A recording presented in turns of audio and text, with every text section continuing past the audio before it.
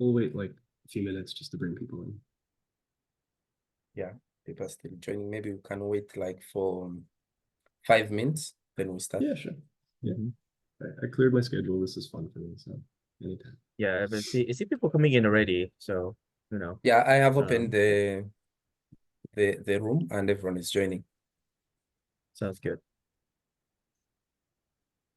Yeah, so for people just coming in, maybe one thing we can share before Sebastian kickstart the talk is that we used to have our monthly seminar last year, but the scheduling on our ends on the team members has been going kind of like disarray because we were moving. So this is the first talk of this year where we were very grateful that Sebastian be our first speaker. We both, Kato and I, met Sebastian in person in February, and we had a very fun discussion across like a few days, and we are very grateful that Sebastian shared some times and will talk with us on like his scientific journey. I would say journey, because like it's gonna be a very fun talk that he's gonna share with us. So that would serve as some kind of like a Kickstarter before we get into the real conversation that Sebastian is going to lead us. Maybe we can wait for a minute or two before Sebastian take it off. Yeah, no problem. You want to share something, Kato? Yeah, maybe a little bit. Or what I want to share for the people who have already joined in. Maybe I can also talk about that at the end. We are organizing other sessions, other webinars which are coming soon, and we are also organizing a plant synthetic biology course which is coming in soon. We shall announce the dates very soon, actually, like in a month's time, and we hope you will join us, all of you. And also, we are hoping that you will continue being engaged.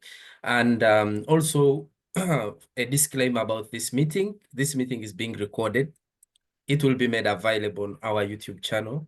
And also, we are having an AI companion taking some summaries, and we can share with you later if you're willing, if you need them anyway. Yeah, thank you.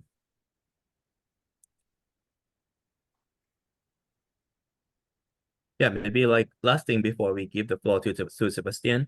For those who are interested in the plant synthetic biology course, Sebastian know about this as well because we talk about that a lot at the class. And Sebastian is going to share some plant works with us as well, I believe. So the plant course is going to start around June. We may have some other pre-meetings to help prep you for some kind of like simple non-plant synthetic biology background first, but we'll finalize the schedule soon, but the tentative time will be from June to August. Yeah. So keep an eye out on our website. We will have the registration form on the social media and on our website so that you can take a look.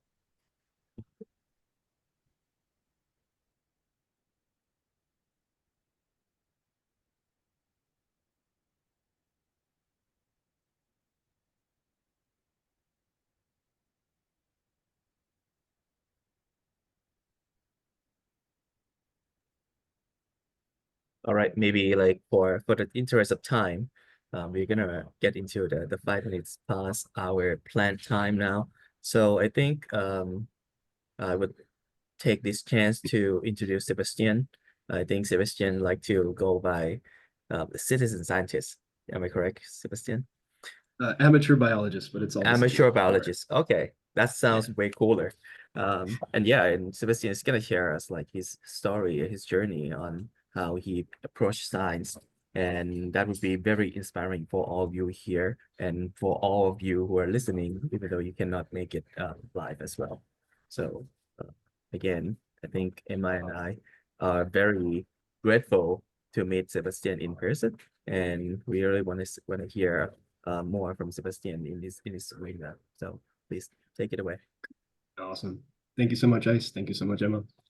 All right, let me share my screen. Share. Okay. Ice, quick check. You can see it?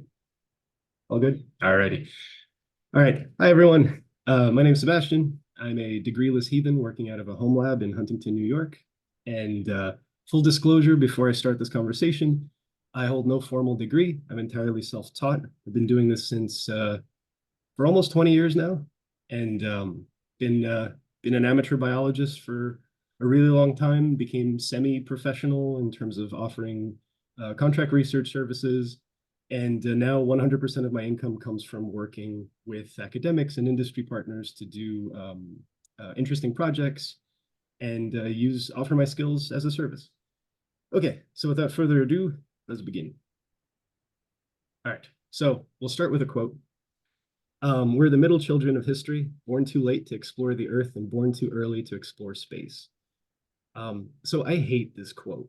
I hate it so much. It makes no sense because there are some interesting truths in biology that I adore. And one of them is this fantastic Nature paper that came out in 2011, which tried to tabulate the amount of eukaryotic species on the planet.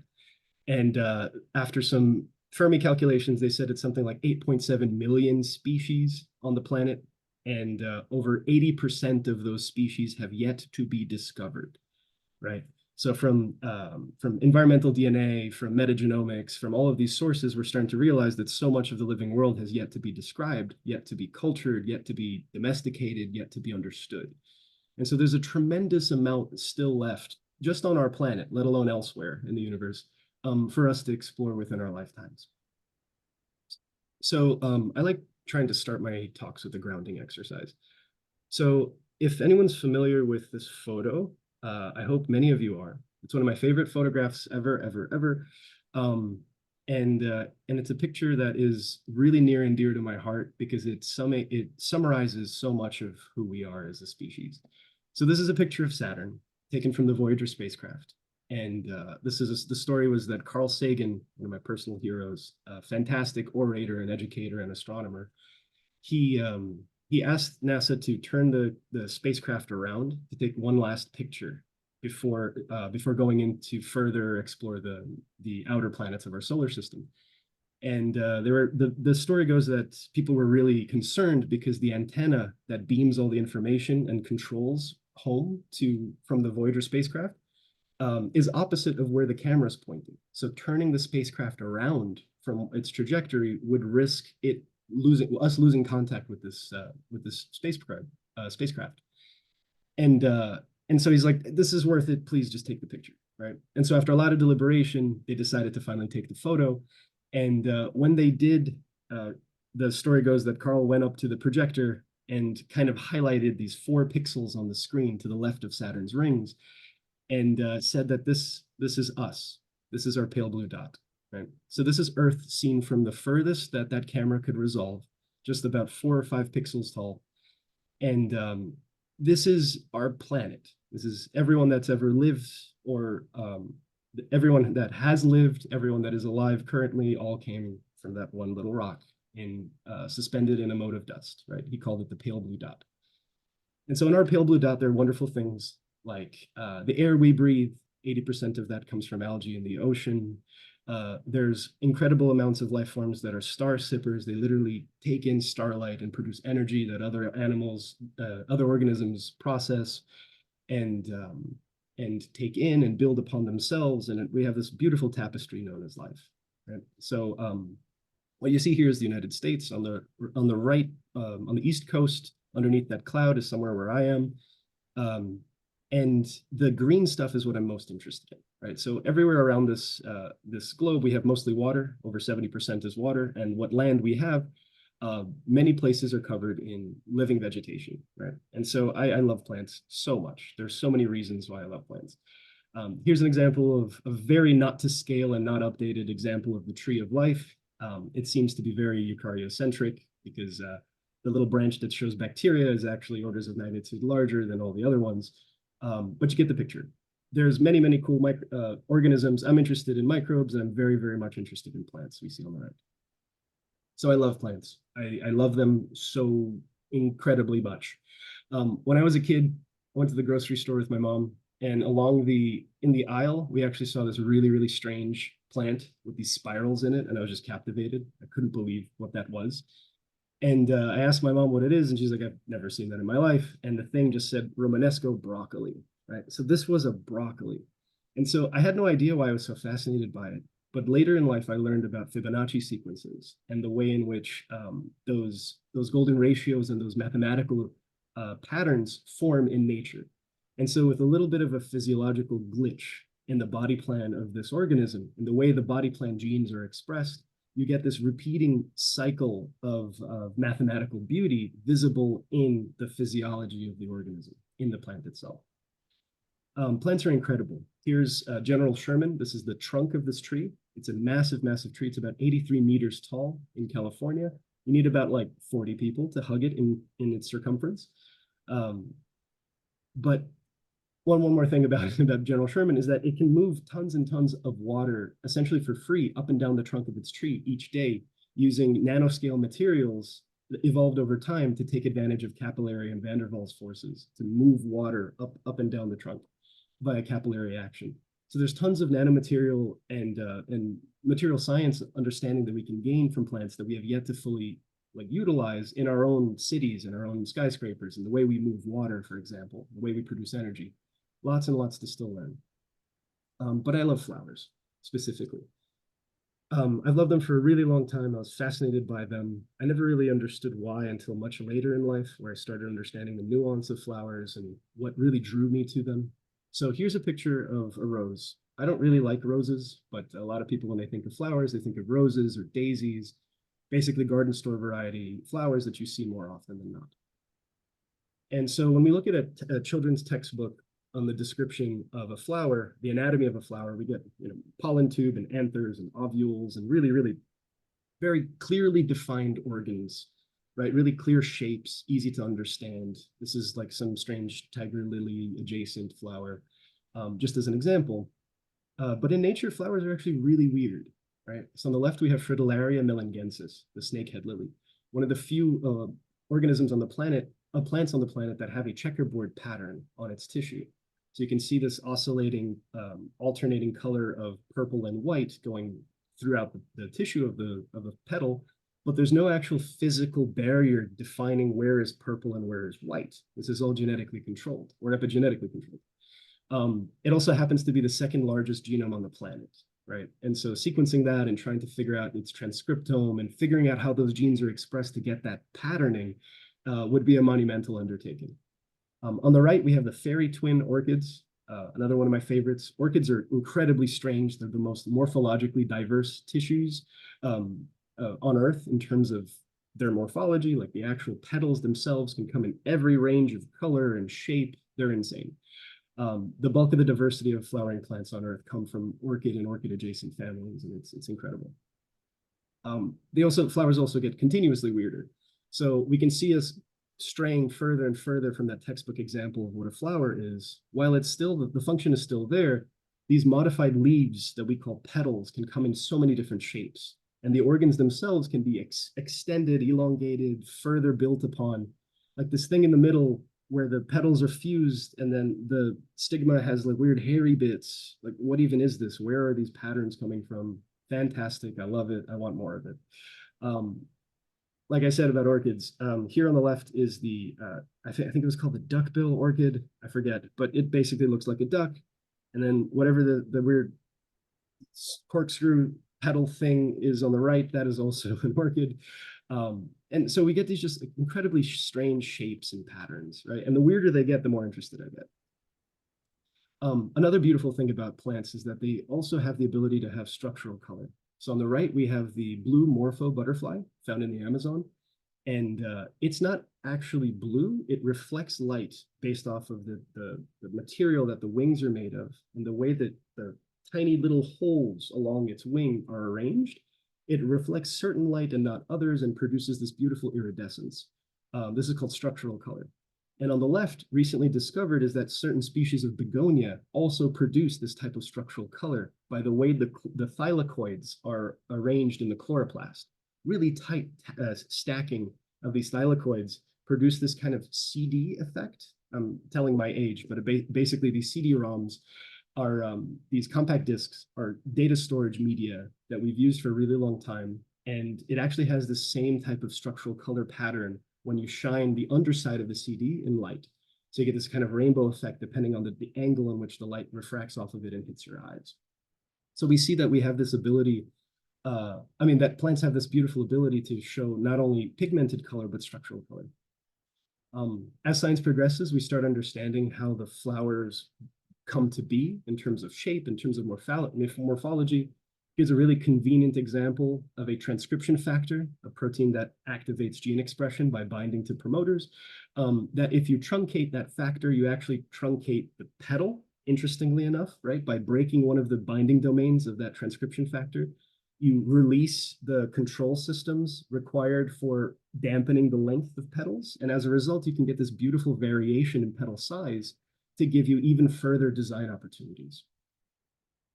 And so, again, as science progresses, we also learn all the weird polygenic interplay that comes with morphology, the development and elaboration of petals over time.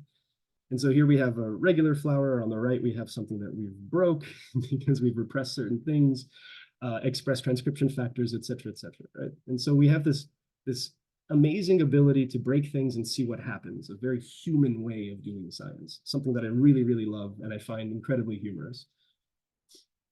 And so now we have something even more interesting, at least in my mind, in terms of morphology. So I was at Stony Brook University, the small state school on Long Island, near where I live.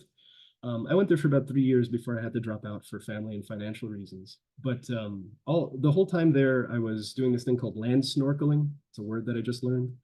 Basically, you wander around with your head down, looking at the floor, looking at the plants around you, and kind of just observing nature, no matter where you are, right? And so I was walking home to the train, and along the fence leading up to the train track, there was this wild grapevine growing. And I've seen those wild grapevines before. I tried to culture them to see if I could grow them indoors, and that's its own story. But under my bed in my dorm, I had like corn and barley growing under my bed. It was hilarious. But more specifically, I saw this one leaf along the fence that had these little red chili pepper looking things growing out of it. And I was surprised. I'm like, what actually is that? I've never seen that before. I thought it was insects. I look closer and I touch it and it feels just like the leaf. And I had no idea what I was looking at the time. So I like dumb Googled, like growy chili pepper, grape leaf, why, right? Just something silly. And what ended up showing up was that there's these things called gall wasps, right? That produce these galls, these growths on specific plants. And they lay eggs, or as the theory goes, that they lay eggs that secrete plant hormones over time that reprogram the tissue that those eggs are sitting on to produce a cocoon for the eggs made of the plant itself. So it's like real-time temporary genetic engineering of the plant to produce these structures to benefit the insect. And now there are insects and microbes and fungi and all sorts of other organisms that can produce galls. And what's interesting about gall gnats and gall wasps is that the morphology that they produce on the leaf is directly tied to the species that they belong to, right? So certain species of gall wasps produce certain types of galls and very specific types of plants. But nowhere within the body plan of this grape are these little chili peppers, right, programmed in, right? So you can temporarily topically modify the morphology of a plant to essentially make any shape. And what I mean by any shape is that the galls are insane. Like here are what looks like Cheerio cereal, like embroidered cereal on the underside of this fig leaf. And like, where is this in the fig, right? Like the ability to produce these really specific structures, these really high density structures is just so fascinating. And like here's on an oak leaf, like it's hairy, yellow on the inside, hairy with like little pink bits, right? And this is just topically on the leaf itself, right? But it's physically made of the leaf. If you take a sample of that oak gall, the pink part, and then the leaf, and you sequence it, it will be the same organism. If you do gene expression studies, you'll see that different genes are turning on, and it's just this beautiful structural morphological hijacking of the natural body plan of a plant that showed me that plants have this nigh infinite morphological freedom. And what I mean by that is that you can essentially take a plant and change its gene expression over time to produce essentially any morphology, right? And I know that sounds a little nuts, but how do you explain these things, right? Like, it's not only the outside structure. If you cut one of these galls, you have this really intricate internal superstructure, right? Highly detailed architecture built from these things, right? And so the study of galls is ongoing. The direct mechanisms vary, and it's hotly debated as to exactly how this is done. But just imagine being able to utilize this and to make these transient structures, or make them permanent and make these beautiful plants that no one's ever seen before, be it for industry, for producing of wood really quickly with minimal inputs, or for aesthetic purposes, for design, for biological design. And so in my journeys, I came across this beautiful book by Luigi Serafini called the Codex Zephyrinianus. I never pronounce it right. But essentially, it's written in a language that doesn't exist, about a planet that doesn't exist. And this narrator is cataloging the flora and fauna and politics and all kinds of things going on in that world, right? It's this like Jodorowsky type of weird surrealist interpretation of these plants that don't exist on this planet that doesn't exist. And but the plant section just captivated me, right? Just like, look how interesting all these designs are. I mean, surely whoever drew these was definitely on something. It's really hard to be this creative otherwise. But the real core of all of this is that if you look really carefully and you start studying the morphology of plants in general, you can start seeing how you could potentially come across some of these morphologies if you were to modify certain things. And so from this point on, I basically said, I want to be a flower designer. I find it the most interesting thing I can do with my time.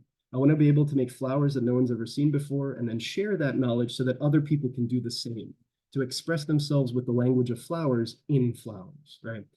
So the profession of flower designer doesn't really exist. So I'm trying to eke out that existence somehow.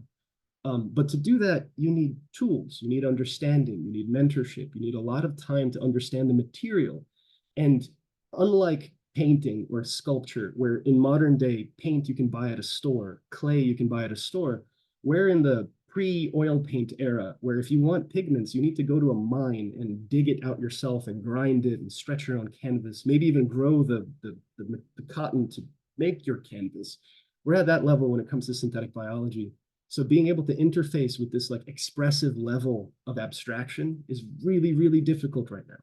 And so a lot of the overwhelming bulk of my time is actually focused on building the tools and the knowledge and understanding necessary to be even able to begin to like finger paint something with biology, let alone doing such beautiful works as what we see in this image. So my journey started with this. Long ago, my aunt bought me a microscope for, I think it was Christmas. And it was this like Fisher-Price microscope. It's this like super cheap toy microscope that could barely magnify, but it was good enough, right? And so I was never a good student in school. I kind of like didn't really pay attention too much. I was always off in my own world. Later, I found out that that's ADHD. That's a different story. But more importantly, I didn't read the manual. I was just so excited to just see the microscope and experience it. And so I took a slide and I put it under the microscope. And the very first thing was I accidentally rammed the objective into the slide and I broke it. So my very first experience with a scientific instrument was breaking it. Now, this was the most formative experience for me. And I had no idea at the time that that would be foreshadowing in many ways, but also highly, highly thematic to the rest of my life, especially up until today. And so my mom saw me really upset that I broke the slide, and she was like, all right, let me show you. And so she took a slide, she sacrificed one of her plants, this like lucky bamboo that was growing in her house. It's not really a bamboo, it's part of the allium family. Anyway, so she cross-sectioned a stem of it and then took one of my dad's fountain pens. He loved this specific fountain pen with this student ink from France that happened to have crystal violet as the ink, right? And crystal violet is a known microscopy stain. But we didn't have any other dyes in the house, so she's like, all right, let me just borrow this pen and just kind of dab it on there so I can show you what I learned in high school when I was a kid. And so she dabbed it on, washed it with water, put it under the slide, brought it into focus and showed me it. And I was speechless. And not I was speechless because I saw this weird purple thing with weird hairs on it, but that I remembered that I was learning at the same time in middle school what a cell was, and that organisms are made of cells, and that's the smallest unit of life. And that I physically saw it myself. I didn't see it in a book. It wasn't told to me. I saw it with my eyes under a microscope. And that was so incredibly inspiring.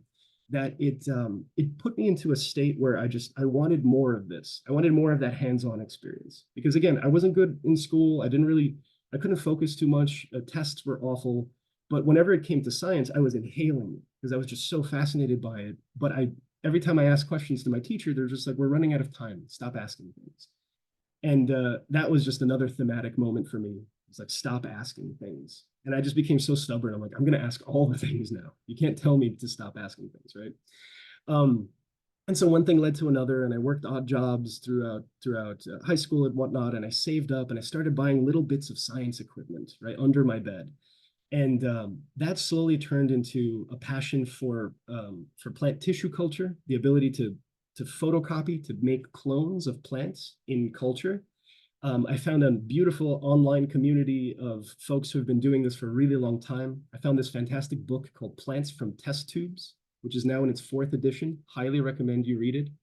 And that became like my Bible. I was just reading it all the time, cover to cover, absorbing that, trying to learn the techniques. Eventually, I started selling some of the plants that I cloned to make ends meet. There's a whole story about that in orchids that I took from dumpsters, and I sold it back to the company that they threw out from. But anyway, long story short, I built up my home lab to what it is today, and this is my laboratory at home. So this is in the nook of the 2nd floor of my house, and it has everything necessary to do pretty sophisticated plant genetic engineering, microbial engineering, and general basic science. There's a whole bunch of fancy tools that I never bought brand new. All of this is used, it's repaired. I had to teach myself a little bit of electrical engineering to kind of fix the things that I bought broken.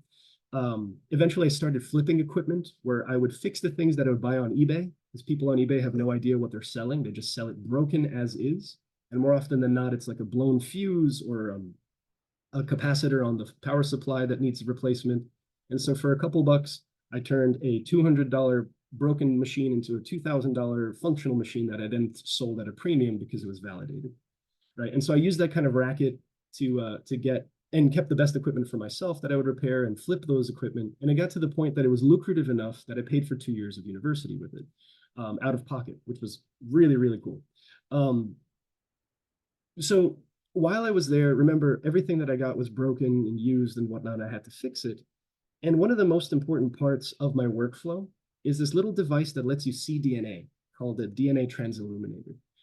And the way it looks is something like this, right? So you have this agarose gel, this seaweed-derived hyper-pure gelatin that contains a dye that when it's bound to DNA, it becomes fluorescent, but only when excited by a specific wavelength of light.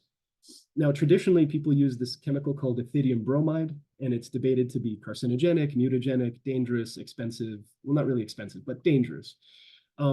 Later discoveries have found chemicals that are more reliable and less toxic, and also a little bit more expensive, but less toxic. And that's called gel green, and that's what I use. And so the way gel green works is that it binds to DNA.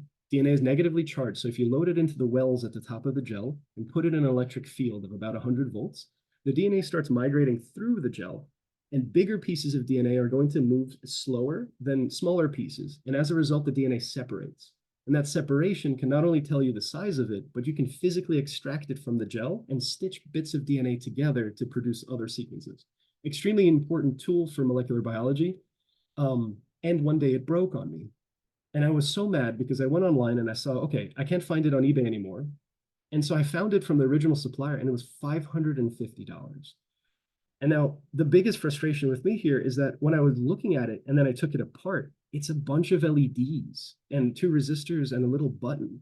There is no way that costs $500.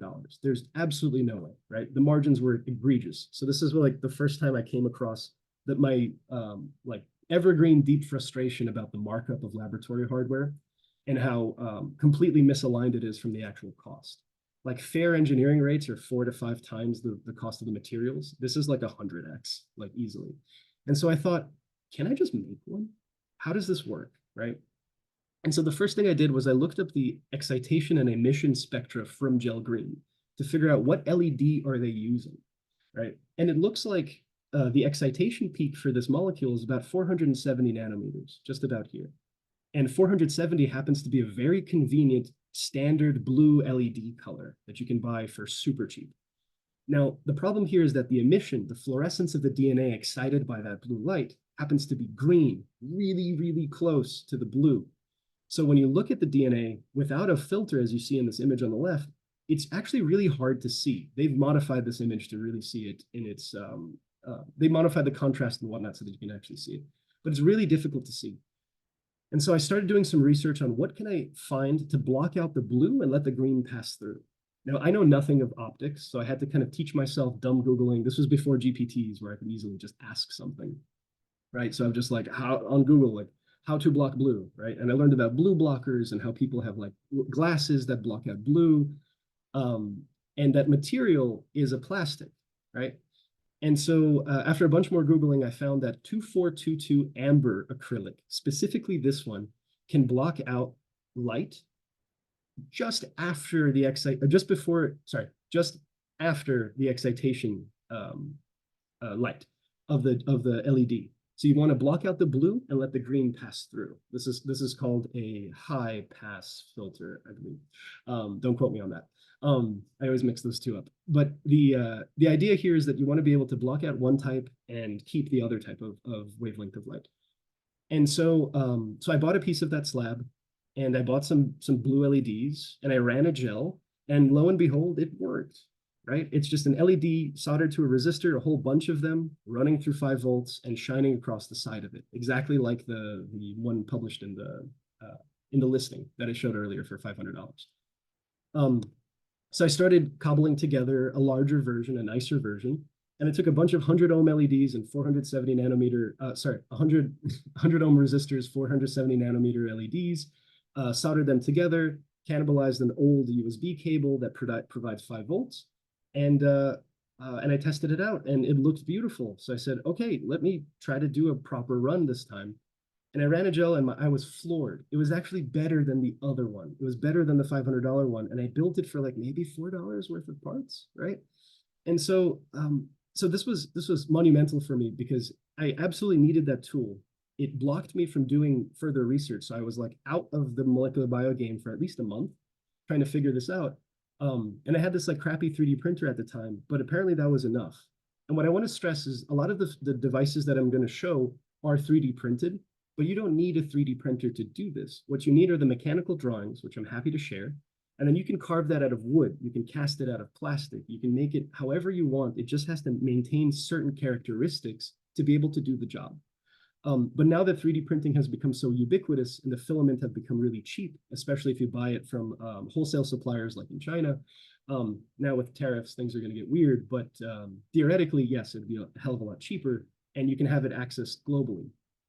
And there are many universities and libraries in many countries that have 3D printing services for a small fee. Okay, so I posted this on my socials, and a bunch of people asked me for one, so I started building these for my friends, and published the very, very simple scaffolding jig that holds the LEDs that you solder to. And I started building more and more of these, and eventually I got in contact with my friend Mason, and we decided to publish a paper on 3D printable hardware. And so after a while, we cobbled together a whole bunch of, no pun intended, that's also the name of our collection, collection of bespoke laboratory equipment. We cobbled together a bunch of 3D printed files that other people have made, curated a database, and published this together. Now, again, I have no formal degree. I'm entirely self-taught. I'm an amateur biologist, and I was capable of publishing a scientific article. You can do this. There are preprints that are available. There are ways to get fee waivers. Science is science, and as long as it goes through peer review, that's all that really matters. You want to interrogate the investigation, not the investigator. So you can do science without a formal degree, for sure. It's just takes a lot more work, and I'll explain later what I would recommend. Okay. Another fun story. So where to begin with this one? I guess we'll just go straight into it. So when bacteria grows, and if you measure the growth over time, you have these phases of growth. So initially you have this lag phase where the cells are adapting to the media, the machinery is turning on, the amount of cells are too low to visibly detect. So we see it as almost zero, that's the lag phase. If you dump in a decent amount of cells, you will still get a lag phase where the population doesn't change for a while, and then it starts dividing. And this division happens faster and faster, and it gets into this exponential phase, right? Where they're rapidly dividing, they're super healthy, super happy, assuming the media is okay, until it reaches a certain population density, or there's certain waste products that accumulate, and a bunch of other factors that slow down the growth rate into this thing called stationary phase. Canonically, this is when nutrients are depleted, but there's a lot of factors, including quorum sensing, the density of the population, that play a crucial role in when the cell gets to that stationary phase. And then once truly all the nutrients are depleted, it starts getting into a death phase, where the amount of cells start declining over time. Now, how we measure the concentration of cells over time is actually more messy than the model, right? So a real world growth curve looks like this. You put bacteria in a flask, and you let it shake, and then every hour or every 2 hours or every 20 minutes, you take a lab rat like myself to the room with a shaker, take a 1 milliliter out of the shaker, put it into a very fancy machine called a spectrophotometer to measure how cloudy the media is. So you measure the media initially, where there's no cells, and you get a baseline reading. Typically, that's measured at 600 nanometers, which is like orange light. Remember that number. It'll come back in a couple minutes. So you measure at 600 nanometers, and you compare the cloudiness to when it was empty, and you chart that over time. Now, when you make these measurements, you're going to do multiple measurements and get error bars, but you're limited in the resolution of that growth curve by how many samples you take. And every time you take a sample, in many cases, you can't put it back because of the lack of sterility of the cuvette, the thing that holds the sample. And so your media actually drops in volume every X amount of time. So you're actually skewing the growth curve. Not to mention that this is really laborious. If you want to do this for 24 hours, you need to be awake for 24 hours. You trade off with your lab friends. However the case may be, doing these manual growth curves is a decent amount of work.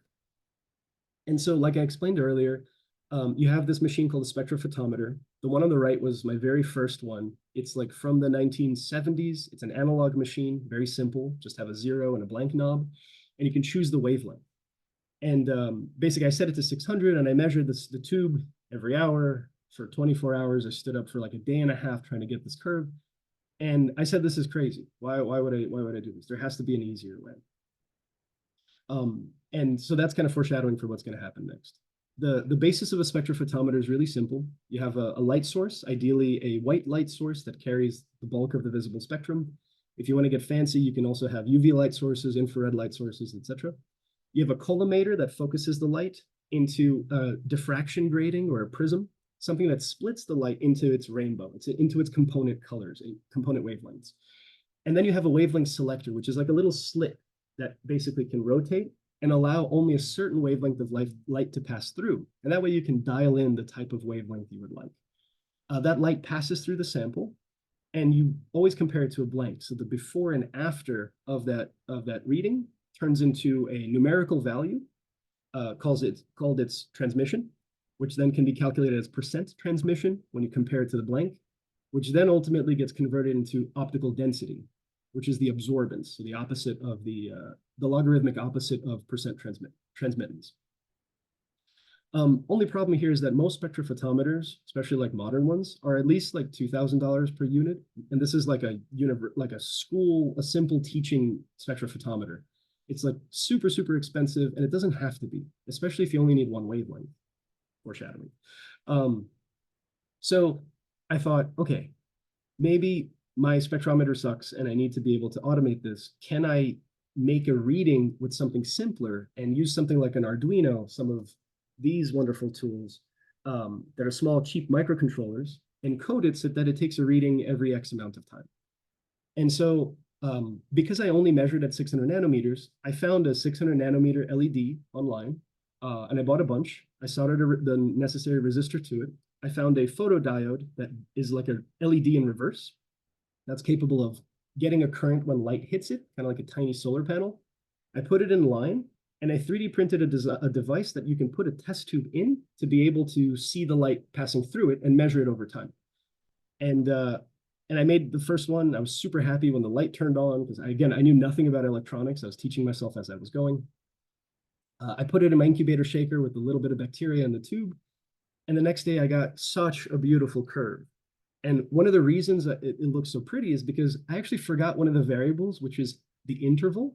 of how often to take a reading. And so instead of doing it every 20 minutes, which is the theoretical division rate of E. coli, I did it every second.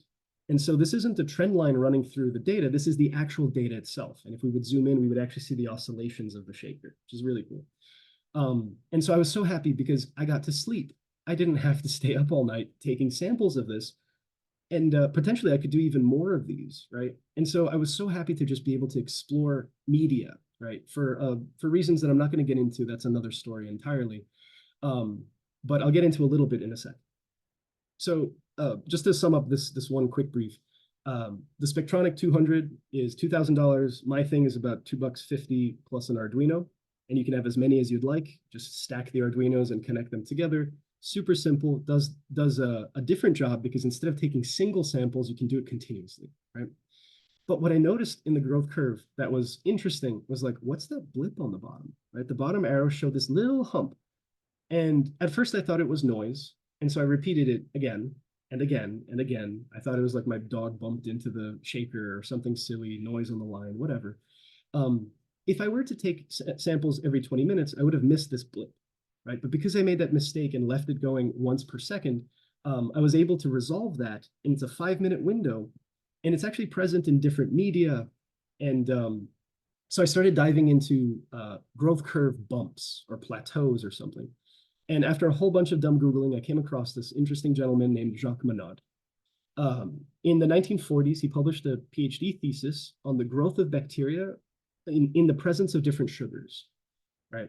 And so he defined this thing called dioxic shifts, right? Which later was understood as catabolic repression. So basically, bacteria are picky, and they like picking one type of sugar over another. And they will actually stop all of the necessary enzymes to metabolize both sugars to focus on the one they like, right? And the canonical catabolic repressor is glucose. So if there's glucose in the media along with another sugar, it will not eat that second sugar until it depletes the glucose. And so as a result, you'll get a growth curve and then a lag phase and another growth curve as the bacteria shifts from the ability to metabolize one carbon source to another. And so I did some more reading about him, tried to find his PhD thesis. So Jacques Monod later went on to, I think, this 1973 or 1974 Nobel Prize for the discovery of the lac operon, which was built on the research that he's done during his time as a PhD student. So he was publishing La Résistance, the newsletter of France during occupied France during the World War II. It's like fighting Nazis during the day and then spinning poop bacteria at night to understand the living world. Really a hero. And so I managed to get a hold of his actual PhD thesis. And I dove into it. And the first thing I realized is that it's written in French. I don't speak French. And so I tried to like dumb translate and just like type in the words and manually translate as much as I could of the media to see if I can replicate this. Because maybe what I was looking at in that little blip was a dioxic shift. And so I translated as much as I could, and I found the media that it was responsible for, and I tried to replicate it, and it worked. And I got to see clear as day a dioxic shift, a catabolic repression. So I found the main dioxic shift that he was focusing on was mannitol and sorbitol. And so I mixed those two in a minimal media where no other carbon source besides those two. I let it grow. It went up to exponential, another stationary, and another exponential, right? And so by playing with the concentrations, you can get smaller, longer, taller blips happening at different times, et cetera, et cetera. I was so excited. I was able to replicate an experiment in my home lab, right? Super, super, super fun. And so, okay, I thought maybe I can try it in another microbe. And so I tried it in Agrobacterium tumefaciens, which is the microbe that I use to transfer DNA from itself into plants, to be able to do genetic engineering in plants. And I saw that there was another blip, but just way higher up, like after that kind of exponential curve. And so this happens in different microbes, in different media over time. I got obsessed with this blip. Me and my research partner were just like diving into this. And so my research partner is like, we need more curves at the same time. We can't do one per day. So I rebuilt my entire system to build multiple mini spec units. And I was starting to get multiple growth curves, at first comparing different cell types. So here's NAB turbo versus NAB 5 alpha E. coli. And there's a super strange growth curve in the NAB alpha. Like what even is that? I've never seen that before. So with every day that I ran a new experiment, I had more questions than answers. I started getting obsessed with comparing them. And so here's Vibrio nitrogens in a bunch of different media and how they perform. The first one that grew on the very left is the LB30, which is its native most happy media. It's like marine LB, 30 grams per liter of sodium chloride. And everything else were like minimal media with varying concentrations of different sugars. And while I didn't see those blips per se, I started getting really interested in like media studies, like rapidly producing those things.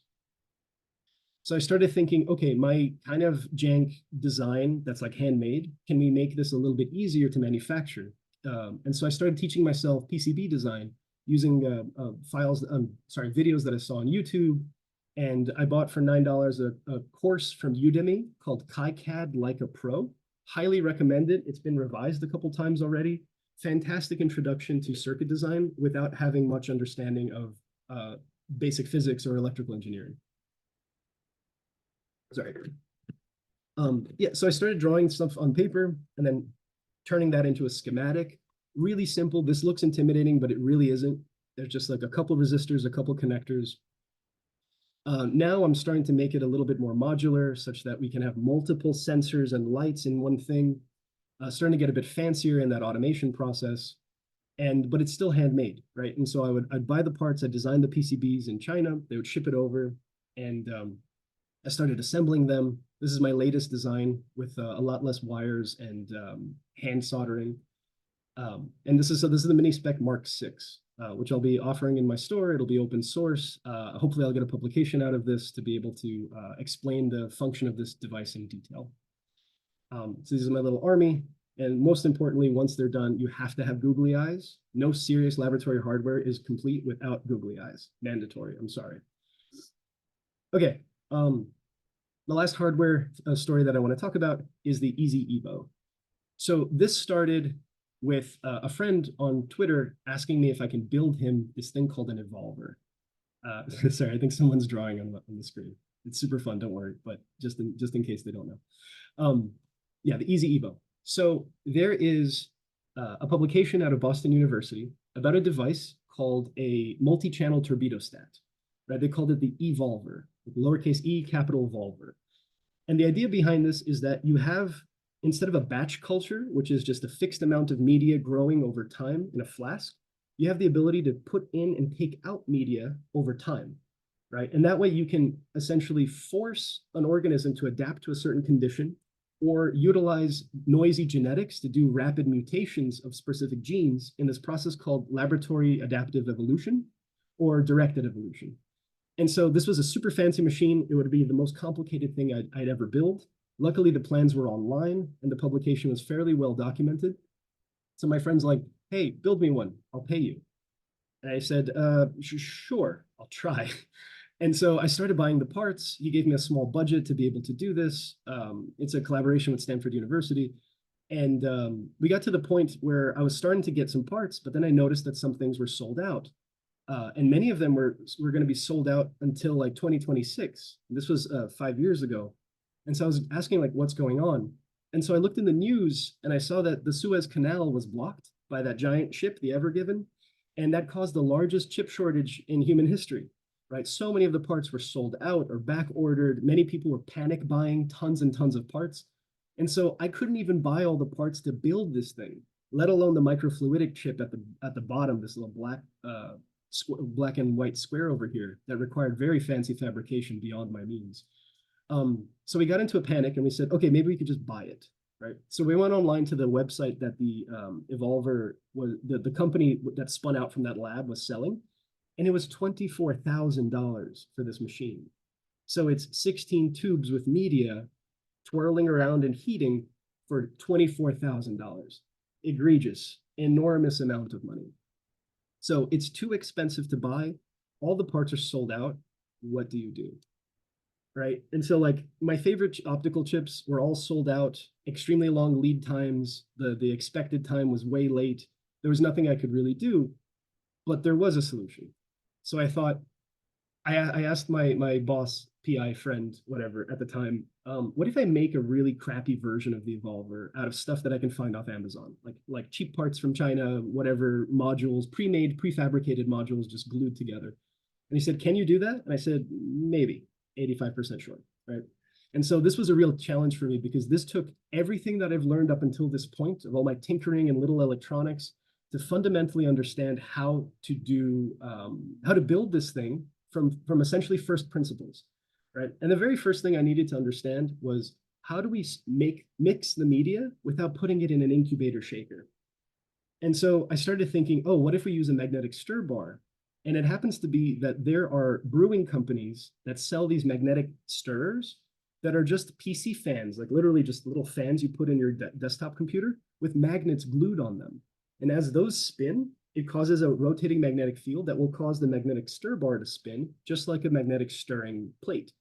And so with these really cheap PC fans and a couple of stir bars, I started building a single channel evolver, right? And so my first prototype was this. Once it was completed, obviously mandatory googly eyes. I told you guys, very, very important. The machine does not work if you don't put the googly eyes on it. And I started building upon this, right? That first iteration, you need to spin it and measure it. It's like, well, I got the measurement from the mini spec, so I stole the design from my other project and I glued it together. And I saw that it was fine. And the next step was to add media and take out media. And that became so much more complex. I had to learn about state machines and how a real-time operating system kind of works. I had to basically make this loop of functions that stay in specific states and then go to different places conditionally. That became a little bit more complicated. It took over a year to do. Luckily, I had access to this wonderful free browser-based 3D design platform called Tinkercad, Tinkercad, tinkercad.com. And so it's completely free. It's made for kindergartners to build 3D printable shapes out of primitive shapes. So you take triangles and circles and pyramids and you mix them together and you mix the negative space of those shapes. And when you group them, you get these really complex shapes. And so to this day, I use this exclusively. It's free, it's wonderful, it's easy to use, it works on a potato, like you don't need a fancy laptop to drive it, and you don't need a very expensive SolidWorks or AutoCAD, Autodesk subscription to do this. Anyway, so I started designing this, iterating through, and eventually I built a single channel evolver, and we called it the Easy Evo, right? So this does 3 media bottles, it heats, it spins, it records every second, and it's easy to program, entirely modular and 3D printable, and the total cost of it was about $163 at the time. So from $24,000 to $163, and you can make multiple versions of this and iterate and build upon it. We got super excited. So I fired it up with Vibrio nitrogens, one of the fastest microbes on Earth, salt-loving microbe. And I did a growth curve and it grew incredibly fast. On the bottom is seconds. 86,400 seconds is 1 day. So in just like 2 hours, it started going into crazy exponential phase. So I said, okay, the growth is good. Let's try doing cycling. And so I restarted the experiment. I let it grow again, and I programmed it so that when it hit an optical density of 0.6, it started diluting the media back down to 0.3 and then allowing the microbe to grow again. And every time it hit 0.6, the cycle would continue. This is called a turbidostat. Turbid meaning cloudy and stat meaning stable, holding. So it's a cloudy holder, right? It keeps it at a specific level of cloudiness. So it allows the microbe to grow very, very rapidly. And so the purpose behind this is to directly evolve the microbe to prove that you can do adaptive evolution in a short period of time. So I thought, why not us try something like salt? Can we take Vibrio nitrogens, which loves salt water, marine water, and push it to the extreme? How salty can we get, right? And keep it alive. And so the first thing I did was allow it to really, really get accustomed to the robot and my media at the time, and let it cycle for like 30 cycles back and forth and became very, very stable and reliable. And then from that point on, I switched it to start diluting with a little bit saltier media every time. And so now you can see in this graph, the cycles over time. This is with regular media. And then as soon as you see this little dip, the darker dip near the bottom of the last tight curve, that's when I swapped bottles for the salty one. And now you can start seeing that the growth curve gets longer and longer. Each cycle takes more and more time because the cells are getting more and more stressed. They're incapable of dividing at the same rate because of that osmotic stress of the increased amount of salt. Now, what was really, really interesting is that over time, we actually starting to see that the growth curve going from shorter cycles started shrinking like an accordion compressing back in on itself. Something was happening to make the cells grow faster after a long period of growing very slowly.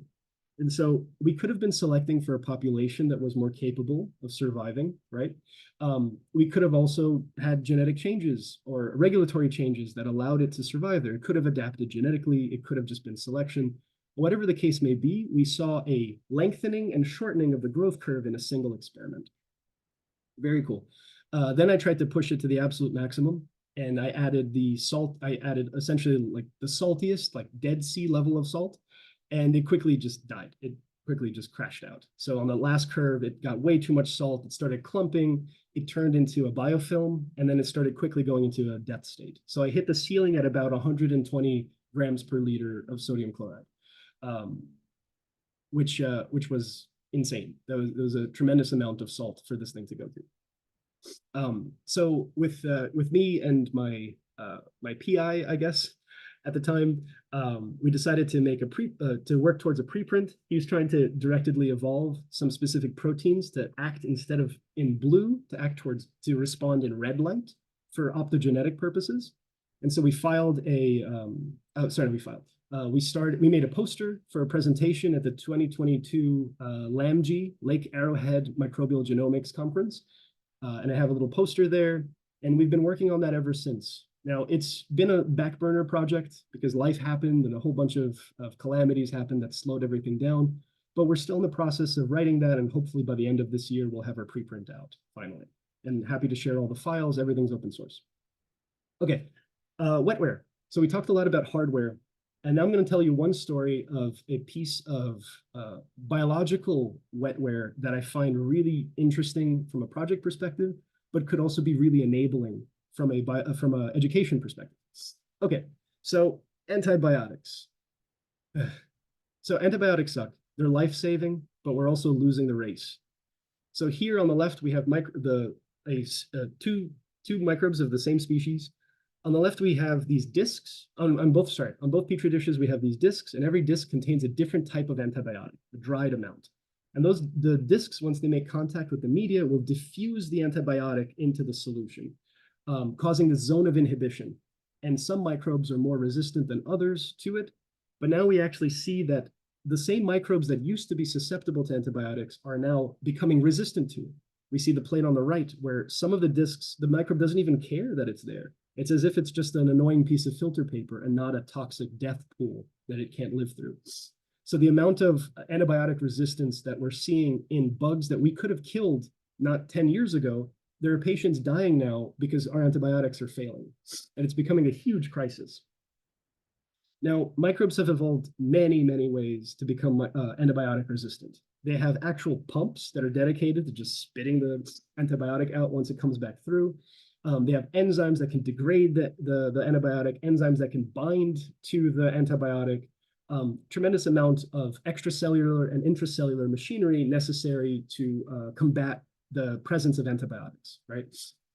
And so when we do molecular cloning, when we stitch DNA together inside of E. coli, we also have to use antibiotics to be able to select against the cells that don't carry our DNA.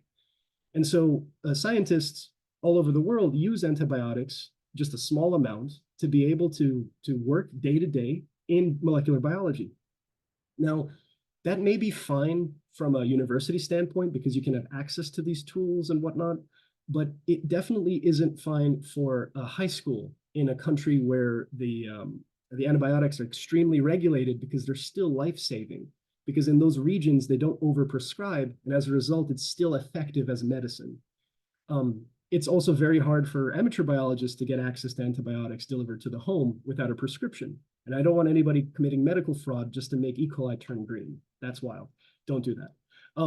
And so in the United States, it's actually very easy to find antibiotics for non-medical purposes, like fish antibiotics or just even molecular biology suppliers that ship residential.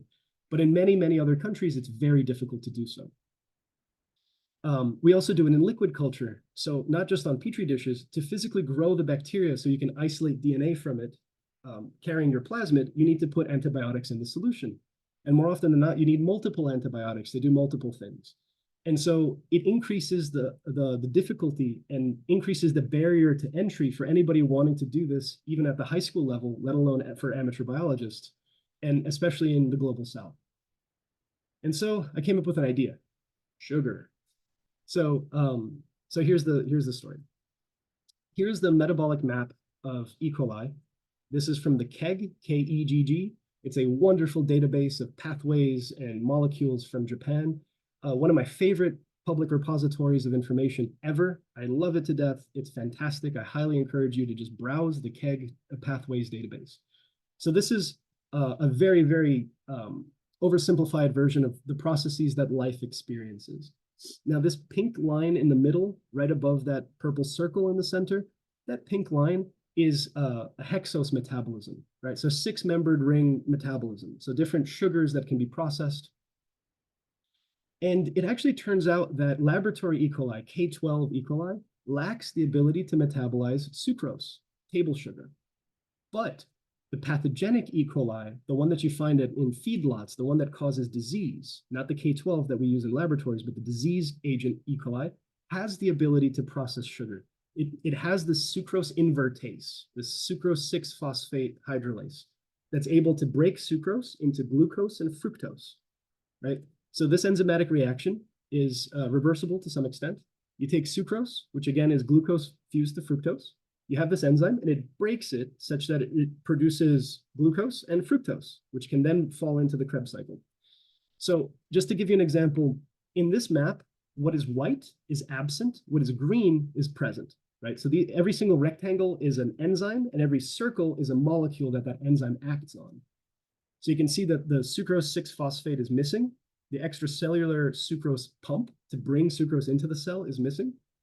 But in pathogenic E. coli, the sucrose 6-phosphate enzyme is present. It's green. It's there. We know that it's there. So I took the gene from that pathogenic E. coli, ordered it online, had it shipped to my place. I cloned it into this plasmid, and I tried to overexpress this enzyme to see if I can make our laboratory E. coli able to eat sucrose. Now, the reason for this is that we want to be able to replace the antibiotics necessary to do selection with sucrose selection. So the concept behind it is that laboratory E. coli, like I said, cannot metabolize sucrose. So if your sucrose gene is on a plasmid, along with your genes of interest, the thing that you're actually interested in, and you put it on media where the only carbon source is sucrose, the ones that don't carry your plasmid will starve. They won't grow. It's a similar process like with antibiotics, where if you don't carry the antibiotic resistance gene by carrying your plasmid of interest, the cells die. That's negative selection. This is the cells starve if they don't have this gene. This is positive selection. Same principle, but you can buy table sugar literally everywhere on Earth, maybe even in Antarctica. They definitely have stores of sugar there. So on every continent on the planet, you can buy table sugar. And so I tried it. I put my plasmid into E. coli. I plated it on media containing either, I plated it on media with sucrose as the only carbon source. On one side, I plated regular E. coli with a regular plasmid. On the left side, I plated regular E. coli with my plasmid containing the sucrose gene, and it actually produced colonies. Like, you can look at it and you can actually see the colonies physically there. And what's really interesting is that if you look carefully at the wedges, the patch where the colonies are is actually turning yellow. There's a slight yellowing there. And so the media itself is pink, purplish, because I added this chemical called chlorophenol red, which is a pH indicator that stays pink until it's in the presence of an acid, and then it goes towards yellow. Now, when you break sucrose into glucose and fructose, that glucose is going to get metabolized first because of catabolic repression, right? That glucose, the process of metabolizing glucose releases a proton into the environment. It acidifies the media as it's eating that glucose. And as a result, will lower the pH. So you can see that the cells are actually acidifying the local environment, and different colonies are producing different amounts of that same sucrose, of that same sucrase, the enzyme, hypothetically, because they're producing more or less acidification by process of their metabolism. So there's good indication that this is actually working, and that I did PCR on it, and it did in fact work. And so I was super, super excited because this hypothetically could remove the need for antibiotics in the cloning process, so you can make molecular cloning and genetic engineering way more accessible. To make sure that it actually is metabolizing sucrose into glucose and fructose, there's this test called the Benedict's reagent assay. And it essentially has this blue copper solution that turns into like a rusty orange in the presence of a reducing sugar. Now, sucrose is not a reducing sugar, but glucose is. And so as a result, anything that has been metabolized by the enzyme, then giving off glucose, would be present in this reaction. And so the left 4 tubes are 4 colonies of my plasmid carrying the sucrose gene. In the G tube is just glucose.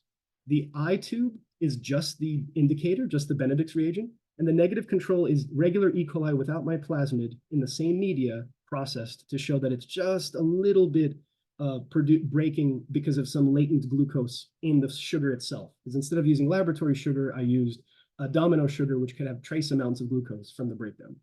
But either way, clear as day that my cells are actually processing this. And I did repeats multiple times. Now, the final proof for me to say that this is actually working is to actually grow all of my E. coli lines, every single one, including one that had the sucrose gene inside. And I grew them on media that had glucose, that's the top 2 rows, and sucrose, the bottom 2 rows. And then after I let it grow, I added some pH indicators so I can visualize the metabolism.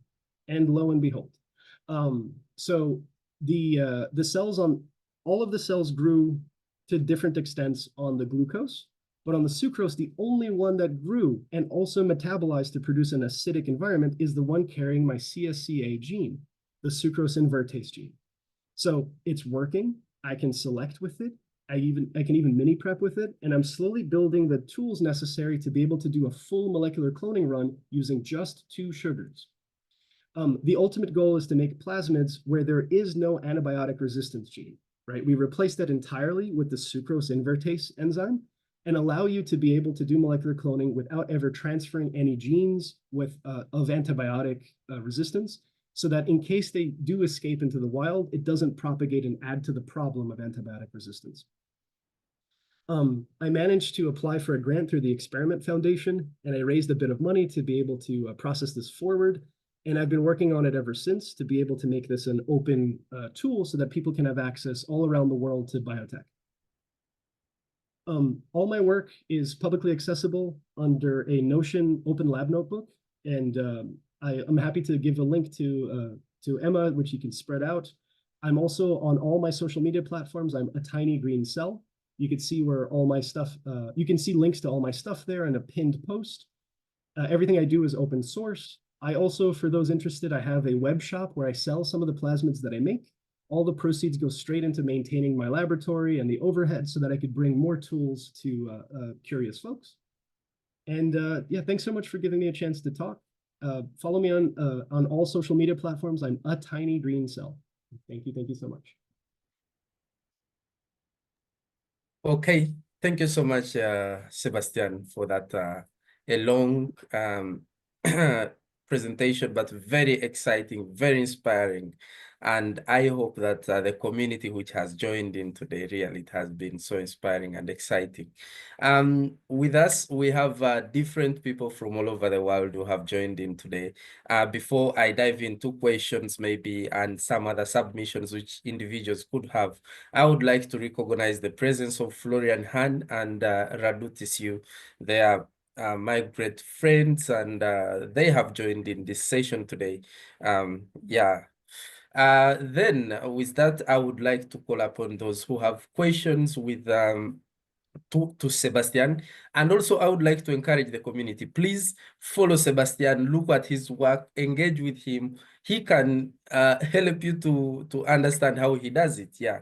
So for those who have questions or submissions, we shall not spend much time, but maybe Sebastian, I will give you the floor back to respond to anyone who has an issue. You can type in the chat, or even you can unmute and ask anything you wish to. Yeah, please feel free. I'm an open book, and if you don't want to ask questions now, feel free to follow me on social media and send me a DM. I'm happy to answer. This is like therapy for me, and it distracts me from the really hard experiments I have to do. So I really appreciate it. Hi, Sebastian. I think I would like to go first. I think Sure. it's been very exciting and insightful, the things that you shared today. I myself come from an electrical background, so when you were sharing, it's been very interesting bringing, like, seeing some of the things that I learned over the past few years back. But I just wanted to ask one question, which is what fuels your curiosity? Because I can see that you've done a lot, and it's more of you really want to go more and more and just to know more. And I think you mentioned that for each experiment that you do and the result that you do, you have more questions as opposed to even the answers. So I was just wondering, like, what fuels your curiosity? I'm just very curious as well to know. Thank Sure. you. That's a great question, and I ask that question all the time to myself. Like, why am I doing this? It's so hard. Why am I doing this?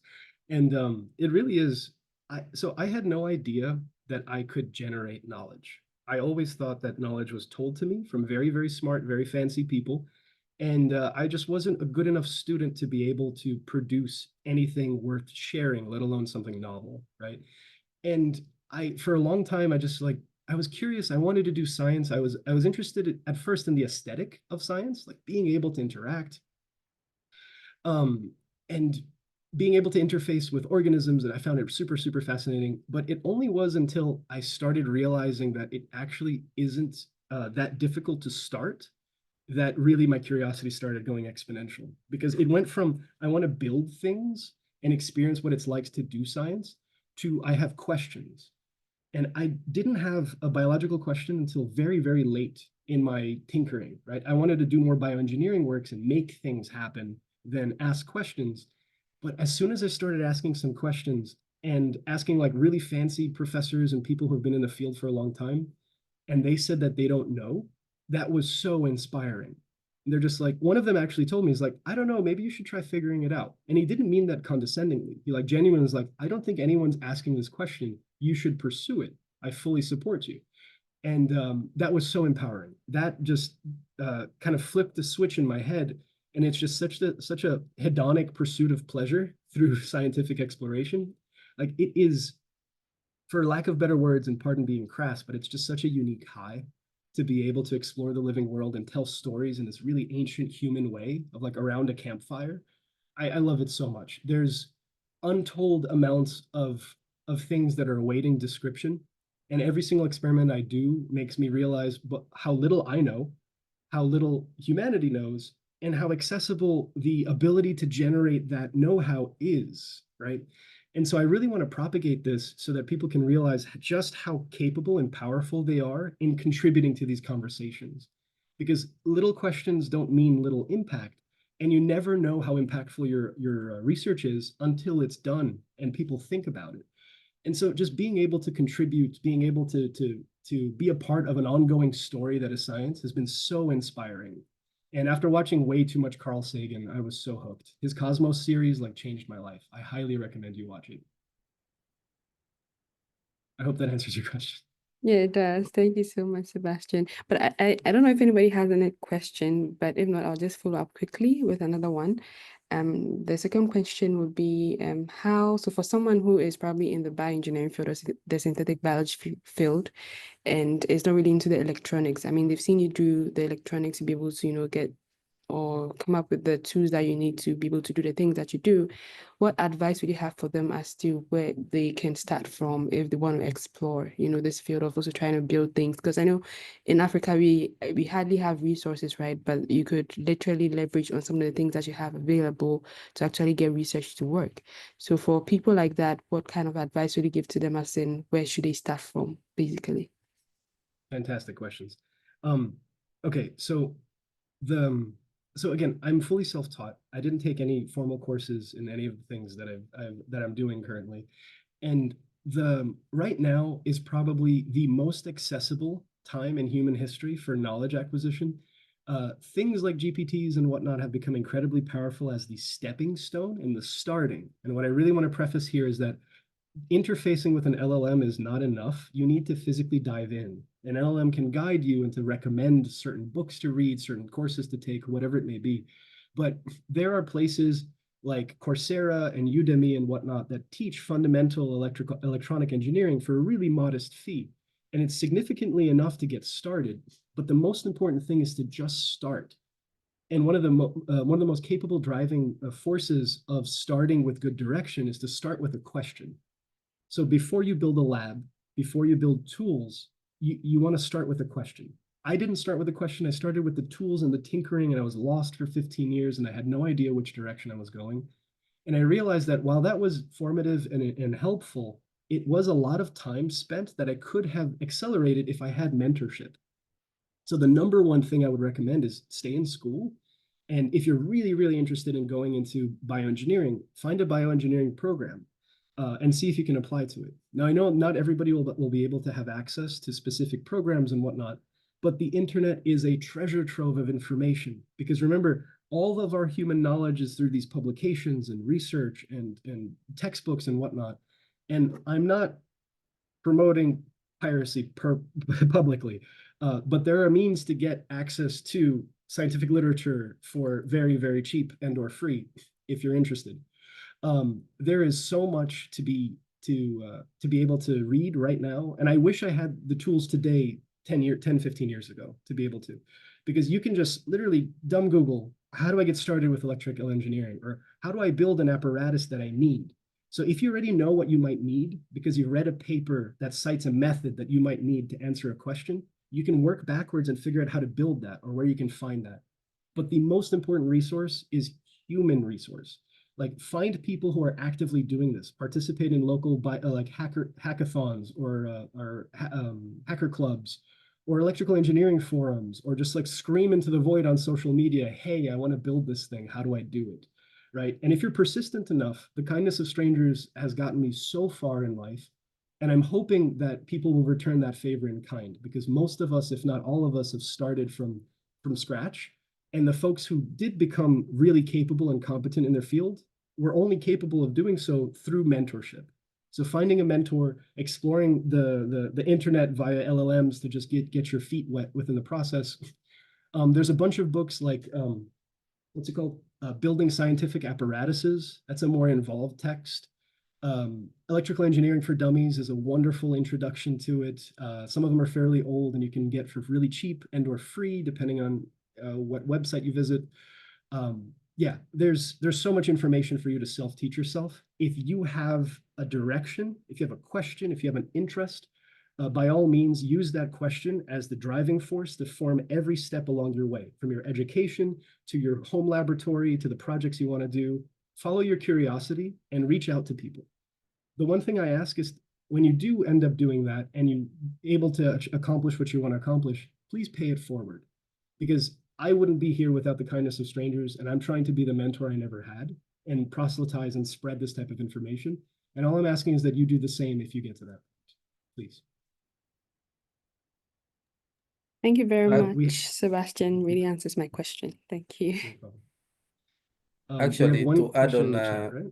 yeah, to add on what you have answered, Sebastian, as SynBio4ALL Africa, we offer free courses in different areas of synthetic biology. We have them available on our repositories on YouTube and on our website. So please, you can also check there. You can get something helping you, and yeah. Yeah, fantastic initiative. We have one question in the chat that says, hey, Sebastian, what happened to the Tokyo mascot? Okay, so big bit of backstory. By meeting somebody at the Biohack the Planet, a biohacker conference, I was invited to partake in one of the largest projects I've ever done to this date, which was genetically engineering a flower for the Tokyo Olympics. This was the 2020 Olympics, and I met this person 4 years prior to the Olympics, and they wanted to take the logo of the Tokyo Olympic Games, which was like a chessboard seen through a fisheye lens. It's like a circular chessboard, and genetically encode that pattern on a flower, on the royal morning glory from the Imperial Gardens. Now, that was a huge undertaking. The Atlantic wrote this like really long article. It ended in heartbreak because we ran out of money. It was just impossible to meet those deadlines. And of course, Japan signed the Nagoya Protocol, which means that they wouldn't be able to distribute the plant as like party favors at the Olympic Games. Like every Olympics, Japan makes a mascot, even if it's not their host country. And some of them, they're all polystyrene, like plastic dolls, and some of them are really cheesy. But this time around, they wanted to make something living, like a living mascot, something green. So they invited the MIT Media Lab to ponder the idea for a mascot for the Olympics.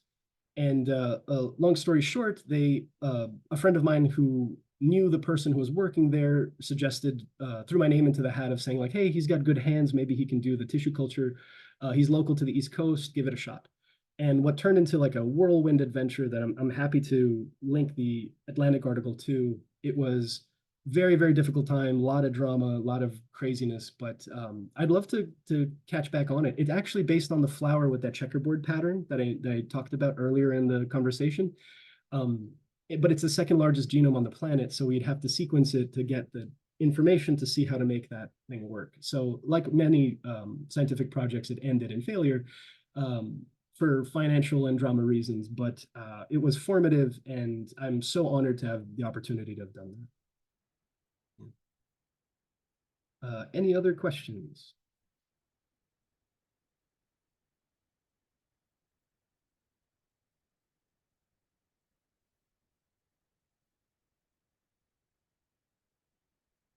Yeah, go for it.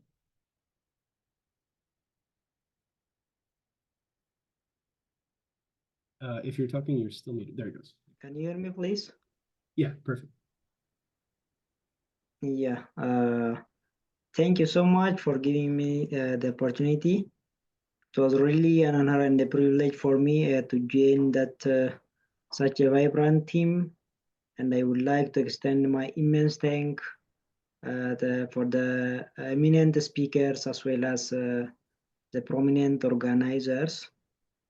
And it is really a groundbreaking and a very interesting, and I hope that it will be a life-changing program. I hope. And one question, the question I want to raise here is that, I hope this team is built from the various or interdisciplinary team. So I want to be sure that it there kind of roles or role sharing where we as a team come together and impute in the future. Is there a kind of proposal or a project where we can engage and work together apart from such kind of knowledge sharing and scientific evidence and finding dissemination? Thank you so much. No problem. Thank you so much. That's really flattering. I think Emma is going to be organizing potential projects. I'd love to help on that in terms of small projects that everybody can participate in at different levels and whatnot, and have these like collective initiatives that can group out, right? So one of the most effective ways of learning how to do biology is to do biology. And so hopping on projects where people are mutually interested in one project or another would be one topic or another, and working together has been incredibly formative for my personal experiences. And I hope that I can help Emma to build something out like that so that people can have access to those projects and hop on. We have another question. Thank you so much. No problem. Thank you. We have a question from Sarah. So as a biotechnology student, especially dealing with DNA quantification, how can I refine these powder where DNA moves? How can I refine it? Okay. Oh boy. So refining agarose. I'm not a chemist, definitely not a biochemist. I do have a friend named Iris who is a magician when it comes to chemistry, and I can put you in contact with her to see how you could better refine the agarose from things like agar and be able to have a higher purity agarose. But honestly, if you go to AliExpress or Alibaba, you can find very high purity agarose for very affordable prices compared to other places. So because time is money and your time is precious, because we only have this one life, I highly recommend you first check for suppliers that could provide you with agarose that's more affordable before you start refining it yourself. you definitely can do it. And I always encourage people to be hands-on, but sometimes buying is going to be cheaper in the long run than doing it yourself. Any other questions? Yeah, hello. Hi. Yes, thank you so much for your presentation. It has been very insightful one. So my question is, from your presentation, I've seen that you do a lot of things, and most of the times when you're starting something from scratch, it could be overwhelming, and sometimes you feel like giving up. I want to know how you are able to do this work balance thing, like you're able to balance yourself in a way that you're able to do all what you do. As students as we are, when we are starting something from scratch, it's kind of difficult. And when we get overwhelming, we kind of like either give up or you could just see the stressfulness with us. So I want to see how you balance all what you do. Yeah. Sure. So I'll start with something not disheartening, but honest. It's hard for me as well. I get overwhelmed with new things all the time. It doesn't get easier unless you're doing things that you have experience with, but you can't get experience unless you do it. So sometimes it's kind of just like exercise. It sucks, it's overwhelming, but if you just take small bites of it and try to reduce the problem into components that you can tackle one at a time, right? That really helps me. So I get overwhelmed fairly easily with really new information. And when I first started, I was just like hitting my head against the wall. Like I had no idea what I was doing, especially because I had no mentorship. So engaging with mentors, especially in universities like TAs or professors, if you just say like, hey, this isn't about the class, I just want to ask you something about a curiosity I have, and maybe they'll give you some time, because giving you a little bit of mentorship and some encouragement is, it can do wonders for you. Now, what I've noticed from my personal experience is that do it yourself is fine, but do it together is way more powerful. And you find mutual motivation by sharing that motivation with someone else. So when you're overwhelmed with something, especially in your own private practice of biology, find somebody like-minded that you would be willing to share and collaborate with, such that you can lean on each other when one person gets overwhelmed, or at least commiserate on that mutual overwhelmingness as you're learning. And the second part is that also try to find what you're interested in the topic, so that you can use that as an anchor point, so that your brain can give you a little bit of dopamine as you learn the rest, right? So like I said, I was a really bad student, but I became like a vacuum cleaner for biology. I was just inhaling book after book when I found interest as the driving force for my curiosity. The overwhelmingness stopped when I wasn't worried about tests, and I was more worried about I want to get to a place where I can do what I want to do. And these are the things that I think I need to do in order to get there. That changes your perspective. Because so much of feeling overwhelmed is a matter of perspective. Things are hard. Everybody who starts from zero knows that it's hard. And in science, the more you learn, the less you know in terms of you find the perimeter of your knowledge at that point. And there is just so much left to learn that we're probably going to die with more questions than answers. So don't be afraid to be confused and to kind of fumble in the dark, and just do it with someone. Do it with a friend. Grab a colleague and be like, hey, I really want to learn this and I need some help. Are you interested? Finding that mutual person to interact with, or finding a group to do that, it fuels you in a way that I can't really describe, because tackling an overwhelming problem by yourself kind of amplifies the overwhelmingness. But eventually you're going to develop confidence in yourself, such that even if it's new and it's overwhelming, you know that you can break it down to problems that you've faced already. Like nothing beats experience when it comes to solving problems, more so than anything else. So just throw yourself in there. I know it's uncomfortable. Find someone if you can work together with, and don't give up, especially if it's something that you really want to do. Thank you so much. This is really good. No problem. Princess had a statement. Please, how do I become a member of SynBio or get a mentor? That's a great question. I'm not in academia, so I am the last person that would answer this, but being in a university will accelerate things so greatly. Like, please stay in school. Please, please, please. If you are interested in synthetic biology, there are biology and bioengineering courses that are available at universities. Emma is curating a list of free workshops and free lectures to be able to engage with that. And I think finding a mentor requires, at least in my case, having some projects ahead of time that you can discuss with somebody. Because asking somebody just flat out, hey, mentor me, with nothing, with no skin in the game, with nothing to show that you've put in the effort to try by yourself, is not always the most motivational thing for the mentor. So try things with your friends, build a small little hacker space, and build with what you have around you to explore the living world. You don't need to do bioengineering to be a biologist. There's so many microbes that you could discover, so many algae, so many plants that you can characterize and really understand to build your portfolio such that when you do look for a mentor, you know what you want, you know the direction you want to head into, and they might be able to point you in the right direction. And the other slightly left field advice is to like never shut up about your interest or work on social media. Like always talk about it, post about things that you found, be vulnerable, say like, hey, I don't know what I'm doing, but I'm really interested in this, because you never know who might be reading it, and you never know who might chime in to say, hey, you should talk to this person. That's happened to me so many times throughout my life, and those conversations have literally changed the course of my life as a result. So just like be open and vulnerable about the fact that you don't know, but enthusiastic in wanting to know more. And that really opens doors.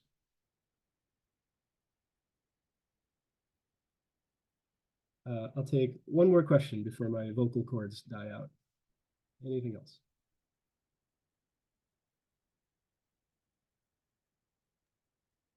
Maybe Sebastian, also to add on what you've said, how someone who wants to become part of SynBio, as SynBio4ALL Africa, actually I have shared in the chat different links whereby you can find the work for SynBio4ALL Africa, and you can join our WhatsApp community. But we also have another special activity which we do. We do mentorship. It's free of charge. We do it free of charge. We mentor teams of students. We don't mentor individuals because it will be so much hectic. But if you come as a team, we pair you with different mentors to mentor you and in all fields you want. Because currently, even we are mentoring some students who are going to participate in iGEM. So we do that mentorship free of charge. Whenever you want, you reach out to us and we shall always offer you the mentorship. We can also help in connecting you with the international community. If your passion and if your enthusiasm is really fit for the international level, like maybe you're interested in a lot of things, learning a lot of things. Yeah. Cool. Well, thank you so much, Emma. And Ice, and everyone that came, thank you so much for the opportunity to talk. I hope this was fun. Feel free to reach out on social media for me. I'm a tiny green cell on all social media platforms. I'm surgically attached to my phone and chronically online, so you'll probably find me at all hours of the day. Feel free to reach out, and no question is stupid. Like, don't worry about that. There's no such thing as a dumb question. The only one that is dumb is the one that you didn't ask, so please reach out. If I don't know the answer, maybe I can point you to somebody who does. I have a pretty large network of academic researchers, industry researchers, and biologically curious people that might be able to help you or put you on the right track. Happy to connect. Yeah. Okay. Thank you so much, Sebastian. It has been really a great opportunity and a great honor having you here. One more thing I would like to tell to the community is that Sebastian is trying to support different communities and to ensure that everyone can get access to different knowledge in the field of science. And he was among the sponsors of our plant synthetic biology course, which we are going to launch very soon in the next month. And please don't miss that course. And also, if you need to reach out to Sebastian and you search for him maybe online and you fail to find him, reach out to us. We shall help you to reach Sebastian, and he will help you in whatever you need. And I would like to appreciate you so much. Thank you so much for attending, whoever has attended, and looking forward to seeing you again. More programs coming on board, more opportunities coming on board. Just keep in touch, keep in contact with SynBio4ALL Africa. We shall make you reach out to all people you need to reach out to, including Sebastian. Thank you so much. And Sebastian, if you don't have any other thing for adding on, maybe I would like to recognize just one community before I leave. We had a community from Romania joining us. This community was coordinated by Radu Tisiu and the community from Romania. Thank you so much for joining us. And let's keep in touch. Join the SynBio4ALL community. Follow us on YouTube. Subscribe to our YouTube channel. And also follow us on Twitter, LinkedIn, Blue Sky, and everywhere. Thank you so much. And All right. bye. Thank you so much. Take care, everyone. Bye. Lots of love.